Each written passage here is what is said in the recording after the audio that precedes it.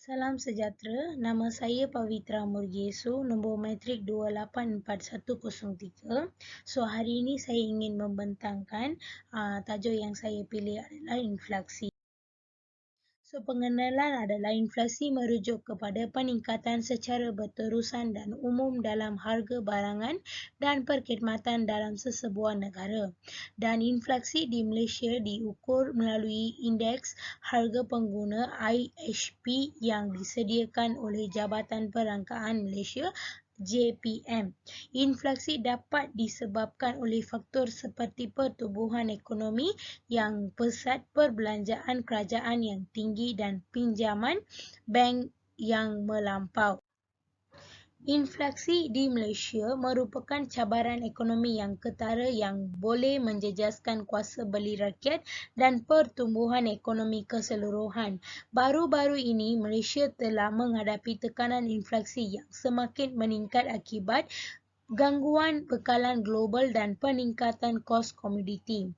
Inflasi yang meningkatkan boleh mengurangkan kuasa beli rakyat, terutamanya bagi mereka yang berpendapatan rendah. Selain itu, inflasi yang tinggi juga menjadi ancaman kepada pertumbuhan ekonomi negara. Kemudian, punca inflasi. Inflasi masih menjadi masalah besar di Malaysia.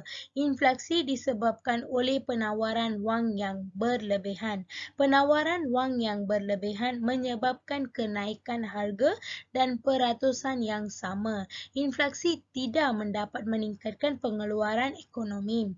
Inflasi di Malaysia disebabkan oleh peningkatan penawaran dan permintaan, kos pengeluaran yang lebih tinggi dan import, peningkatan penggunaan dan belanja menyebabkan inflasi, kenaikan kos bahan pengeluaran seperti upah, harga petrol dan kos import menyumbang kepada inflasi. Dan juga punca inflasi adalah kesan peningkatan kelas pertengahan terhadap inflasi.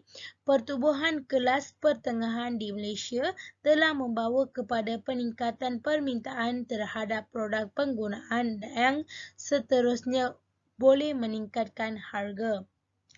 Faktor global yang mempengaruhi inflasi, faktor seperti perubahan harga minyak dunia, ketidakstabilan politik dan krisis ekonomi global juga boleh menjejaskan inflasi di Malaysia. Pengaruh dasar Menteri Keputusan baik pusat yang berkaitan dengan keuntungan kecancaran dan penawaran wang boleh menjejaskan kadar inflasi negara. Seterusnya adalah kesan kepada ekonomi Malaysia. So, kesan adalah ancaman inflasi mengurangi daya beli rakyat Malaysia, terutama bagi mereka dengan pendapatan rendah.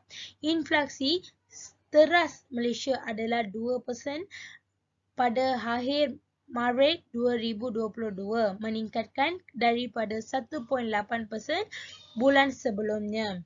Inflasi yang tinggi merupakan ancaman terbesar bagi pertumbuhan ekonomi Malaysia.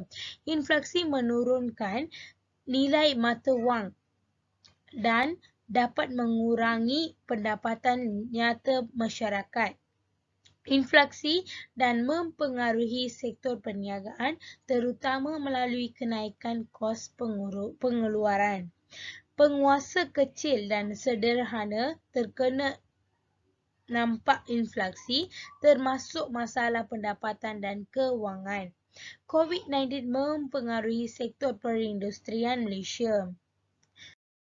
Cara menyelesaikan masalah. Dasar monetary, fiskal dan sisi penawaran digunakan untuk mengatasi inflasi. Bank Negara Malaysia menguatkuasakan dasar monetary untuk mengendalikan inflasi melalui pengaturan suku bunga dan penawaran wang. Kadar faedah yang tinggi dapat mengurangi permintaan dan inflasi. Dasar kewangan dan fiskal seperti peningkatan cukai dan pemotongan perbelanjaan kerajaan dapat mempengaruhi aktiviti ekonomi dan menurunkan inflasi.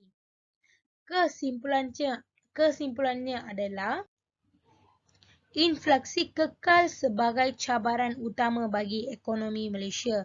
Oleh itu, pembuat dasar mesti menguruskan inflasi dengan berkesan dan mengekalkan kestabilan ekonomi. Pelbagai teori dan kajian menyokong strategi pengurusan inflasi di Malaysia seperti pendekatan Keynesian, klasik baharu, teori kuantiti wang dan sasaran inflasi.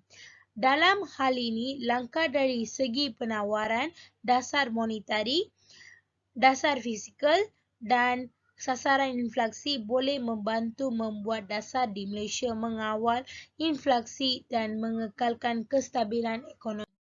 Terima kasih.